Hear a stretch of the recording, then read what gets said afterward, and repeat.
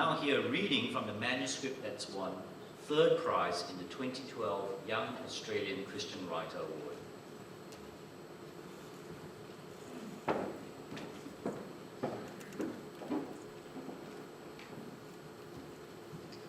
Greetings, dear Levi. For what reason have you come? To the pastor I come hither. I have questions that plague my mind. Oh, will you be careful?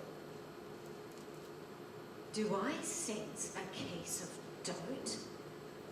Worry about the questions themselves. The devil may be at work. What are these questions you possess that I may inform you of their source? I have conjuring conjecture that the rapture isn't true. Even my understanding of what happens after death is dismantling. I would ask that you just believe what you first learned. Why so? There is a philosophy you must understand. There is a slippery slope that leads to death just by the mere raising of such doubt. Pray tell. If a question is raised against what you hold dear, then the price paid is salvation. In this, you must fear. Continue in your expansion. I'm listening with all ears. If questions are raised, then doubt is begotten. If doubt is raised, then your faith is in question. If your faith is in question, your salvation may fall. If your salvation do fall, then that will be all. No heaven for you. To hell it is true. I see your logic, old friend. But if I have learnt anything from advice that others do give, it's the paradox of maturity that one must take 2 steps back before one can step ahead. Good day, man.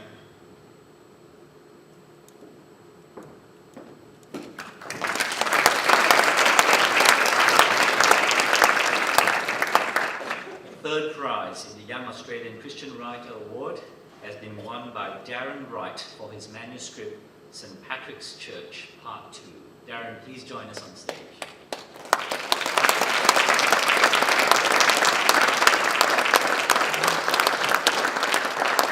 This is what the judges had to say.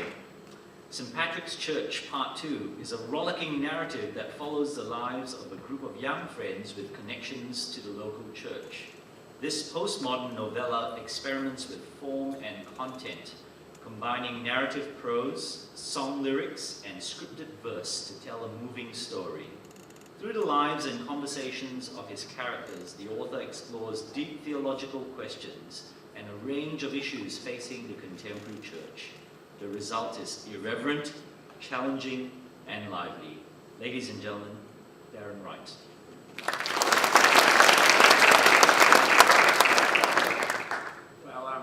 Thank you for the award. I put my part 1, this is part 2, in last year's and didn't get very far. I imagine it was poorly edited and that would be my fault that I rushed to get it in, otherwise I would have had to wait till this year. But also probably a little irreverent is probably a good word for it. I always like to add a little bit of controversy just to get people's attention. Certainly with part 2, I've no doubt tried to do a little bit more of that as well. What you heard was one particular part of one particular chapter where all the other ones that has been leading up to his has been very accessible wording. It's comedic language that because I really target it at my friends who are very non-academic, and for the first time for part 1 that did get published this year, they never read a book and they read my book within a week, so I was pretty happy with that.